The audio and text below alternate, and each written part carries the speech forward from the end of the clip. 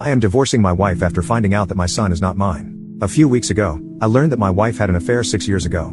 I found out when her sister, whom I visited to see how her own child's delivery went, confessed that my wife had drunkenly slept with her best friend 6 years prior. According to her, my wife deeply regretted it. At the time she told me I was with my son, and immediately after leaving her house I went to take a paternity test with him, fearing the worst.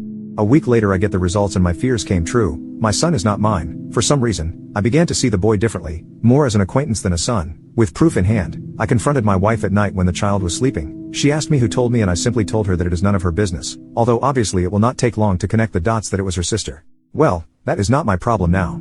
Regardless of that, I asked her for a divorce, which is now in process. She was devastated. She swore to me more than once that nothing happened with anyone again, that she has been faithful to me in body and soul since then. I held back the urge to insult her to avoid complications during the divorce issue, not believing a word she said, mostly blaming the alcohol instead of taking the blame herself.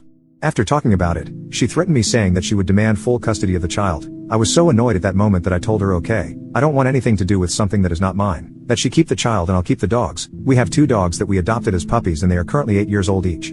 After my words, she tried to convince me to take care of the child with her, that I am his father. At that moment I exploded. I was so angry and I had held back so much the urge to scream, that I just yelled at her to go and take her bastard with her.